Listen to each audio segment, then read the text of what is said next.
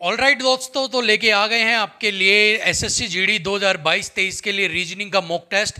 ये वही सारे सवाल हैं जो प्रीवियस ईयर में आपसे पूछे गए हैं। तो चलिए बिना किसी देरी के मॉक टेस्ट को स्टार्ट करते हैं। तो पहला सवाल आपके सामने है, निम्नलिखित चार अक्षर समूह में से किसी तरीके से समान है, एक भिन्न है, बेजोड़ का चयन कीजिएगा। अब आपके सामने है PQUR HLIO DBFA RSTY। अब आपने यहाँ पर चेक किया PQUR, कोई आपने लॉजिक चेक किया? अगर हम लॉजिक चेक करें, पहले तो डिफरेंस हम देखते हैं। P और Q, एक का डिफरेंस यहां पर आ रहा है H और L का, HIJKL +4, D और B ये रिवर्स में माइनस में चला गया, PQR और S यहाँ +1। तो आपको यहाँ से एक बात पता लगी है कि यहाँ पर जो आपका डिफरेंस है वो यहाँ पर मैटर नहीं करेगा, इस लॉजिक नहीं लगेगा, क्योंकि सभी का डिफरेंस अलग अलग आ रहा है, एक कोई सीक्वेंस नहीं आ रहा है। अब ऐसे में आप क्या कर सकते हैं? तो ऐसे में जब भी इस तरीके से आपके पास सवाल आते हैं, जब भी इस तरीके से अगर आपको कंफ्यूजिंग लगते हैं, जहाँ पर डिफरेंस आपके नहीं आ पाते हैं, तो वहां पर आपको क्या करना है, आपका जो एक ही लॉजिक बनता है, हमेशा जो आपसे पूछा जाएगा वो होता है वोवल का, स्वर का। ठीक है, इस तरह से जब भी आप कहीं पर अटक जाते हो तो आपका एक बनता है और वो होता है आपका वोवल या स्वर का AEIOU। ठीक है, AEIOU, इनमें से कोई एक वोवल इनके अंदर मिलेगा या दो मिलेंगे, किसी में एक मिलेगा, बस वही लॉजिक लगेगा। तो चलिए देखते हैं। यहां पर देखिए, इसमें एक वोवल है U, ठीक है, इसमें AEIOU, ठीक है, यहां पर भी वोवल है। अगर मैं यहां पर बात करता हूं तो इसके अंदर भी आपको एक वोवल मिल जाएगा, ठीक है, और RSTY, इसके अंदर आपको एक भी स्वर या एक भी वोवल नहीं मिल रहा है। इसका मतलब है कि राइट आंसर क्या होगा आपका RSTY। ठीक है, क्योंकि सभी के अंदर आप देखोगे कि एक या दो आपको मिल रहे हैं, लेकिन इसके अंदर एक भी नहीं है। सो राइट आंसर यहां पर हो गया RSTY। चलिए अगले सवाल की तरफ बढ़ते हैं। दिए गए विकल्प में से बेजोड़ आपको चुनना है। देखिए 46, 57, 51, 68। ठीक है, अब यहां पर आपने लॉजिक लगाया। सबसे पहले तो अगर हम देखते हैं क्या कोई ओड है, तो यहां पर ये दो ओड हैं, दो इवन हो गए, तो भाई ये भी यहां पर लॉजिक नहीं हो रहा। क्या कोई स्क्वायर नंबर है, वो भी यहां पर लॉजिक नहीं बन रहा।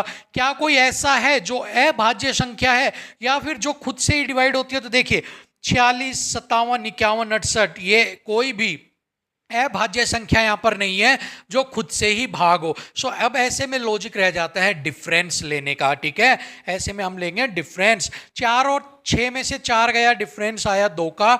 इसके बाद सेकंड हमारा था 4, 6 में से 4 गया, डिफरेंस आया 2, 7 में से 5 गया, डिफरेंस आया 2, 5 में से 1 गया 4, 8 में से 6 गया 2। सो डिफरेंट यहां पर एक ही आ रहा है, लॉजिक सेट बैठ गया है। 51 इज द डिफरेंट वन। ठीक है, चलिए आगे बढ़ते हैं भाई।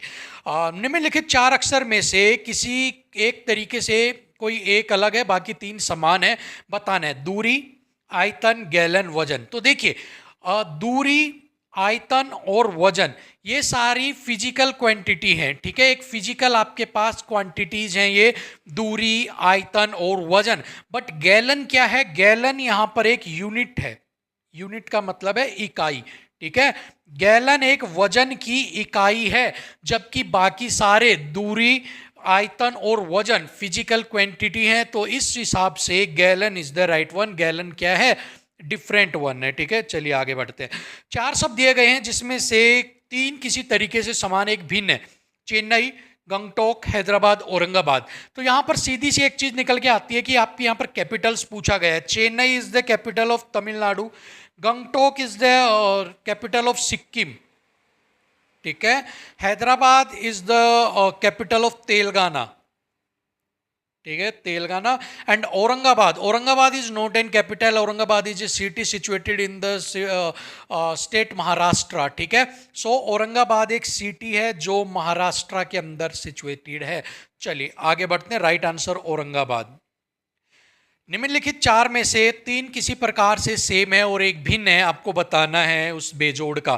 कलम, पेंसिल, कागज, चौक। तो देखिए kalam is use to write something, pencil is used to write something, chalk is used to write something on blackboard, but paper, ठीक है, पेपर पर आप लिखते हैं।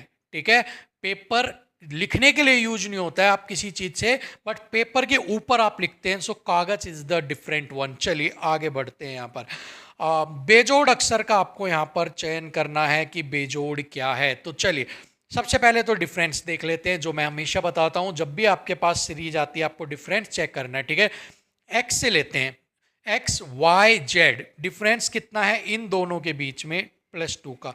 W X Y +2, R S T +2, P Q R S +2, मतलब कि पहला ठीक है। अब दूसरे वाले में V T U V W X +2, U V W +2, N KLM में N O P Q R +4, O P Q +2। तो यहां पर जो डिफरेंस है +4 है, बाकी सब में 2 2 2 का है। सो राइट आंसर हो गया TRN, ठीक है। चलिए आगे बढ़ते हैं भाई। 4 संख्या जोड़ी में से 3 किसी प्रकार से भिन्न है, आपको बेजोड़ ज्ञात करना है, ठीक है। तो आपको बताना है बेजोड़ क्या है। तो देखिए सीधा सीधा एक चीज समझ के आ रही है, यहाँ 54 है, यहाँ 17 है, तो इसके नियर बाई 17 3 51, 17 3 = 51, और प्लस में हमने कर दिया 3 = 54 भैया, ठीक है। 13 26 13 3 39, ठीक है। 13 30 39 हो गया यहाँ पर, ठीक है। लेकिन यहाँ पर क्या है 36, यहाँ पर हो रहा है -3, ठीक है। चलिए अब 29 का देखते हैं। 29 को आपने 3 से किया, 9 3 18 से 3 से 9 3 27, 27 का 7, ठीक है। 2 3 6 2 87, 88 +3। अब आपको पता लग गया सब में +3 आ रहा है, लेकिन यहाँ पर -3 आ रहा है, ठीक है। सो राइट आंसर आपका क्या हो जाएगा 36 13, क्योंकि यहाँ पर माइनस में चल रहा है। और अगली भी आप करोगे 23 को 3 से करोगे, 3 3 9 3 दूनी 6, प्लस में 3 करते ही 72, तो मतलब +3 की यहाँ पर सारी सीरीज चल रही है, बट 36 13 के अंदर -3 चल रहा है। तो राइट आंसर हो गया 36 3 इज द बेजोड़ है, डिफरेंट वन है, ठीक है। चलिए 4 अक्षर समूह में से 3 एक निश्चित रूप से एक दूसरे से संबंधित हैं, एक को भिन्न बताना है। FILO QTWZ POWZ KNQT, आपको बताना है what is the different one, कौन सा आपको। तो यहाँ पर भी देखिए सीधा सीधा एक चीज आपको समझ में आ रही है, ठीक है। यहाँ पर भी वोवल वाला खेल खेला जा रहा है, ठीक है। वोवल वाला खेल यहाँ पर खेला जा रहा है, क्योंकि इसके अंदर देखो IO, यहाँ पर भी आपके पास वोवल है, ठीक है। और यहाँ पर भी जो आपके पास है वोवल नहीं है, और इसके अंदर एक वोवल है और इसके अंदर वोवल नहीं है। तो भाई यहाँ से आपको पता लग गया सवर वाला खेल नहीं खेला जाएगा, ठीक है। क्योंकि हमें लगा भाई यहाँ पर है तो सब में होगा, तो लेकिन यहाँ पर ये हमारा फेल हो गया, क्योंकि 2 के अंदर यहाँ पर क्या नहीं है, सवर नहीं है। चलिए कोई और लॉजिक लगा के देखते हैं, ठीक है।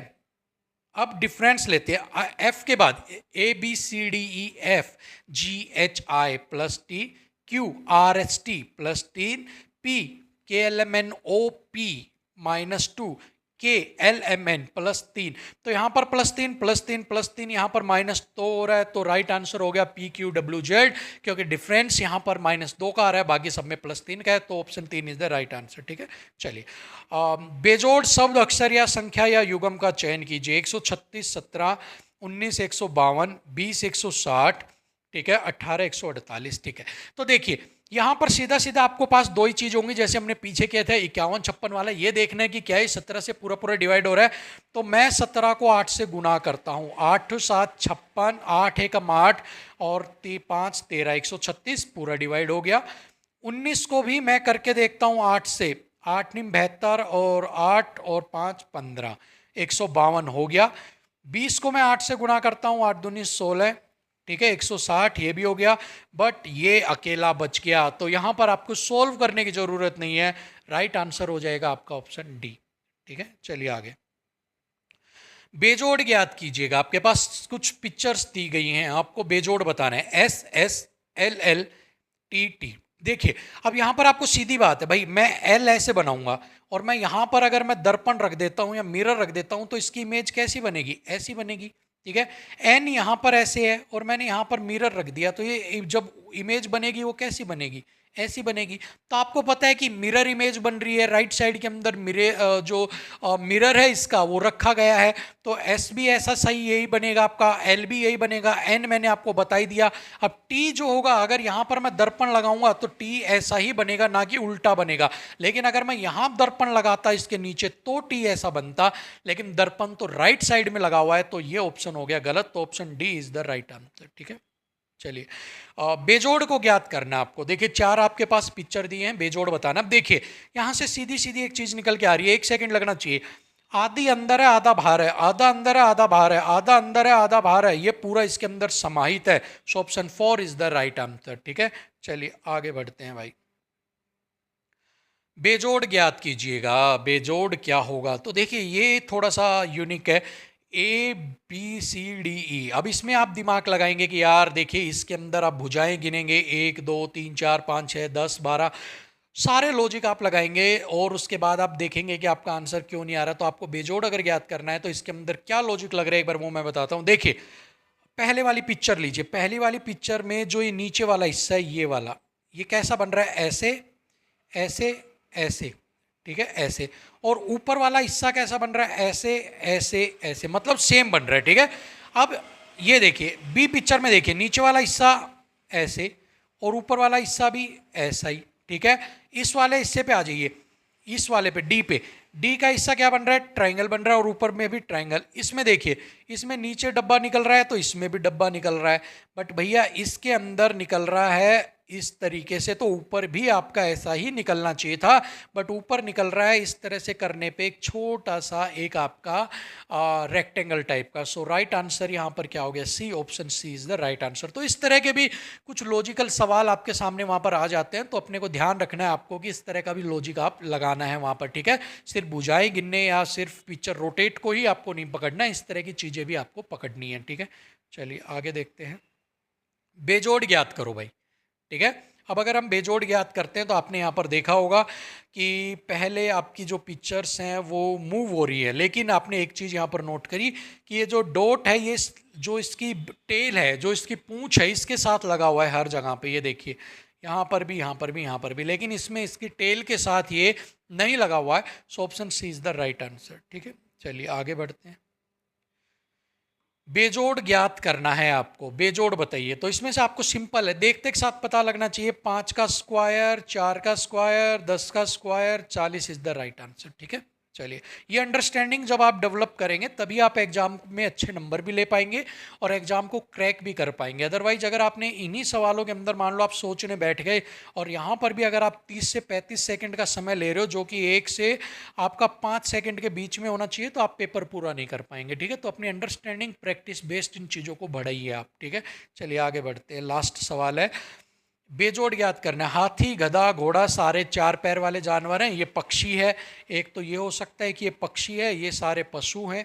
ठीक है, दूसरा ये 4 पैर वाले हैं, ये 2 पैर वाले हैं। ठीक है, दूसरा ये दिन में देख सकते हैं, ये रात में देख सकता है।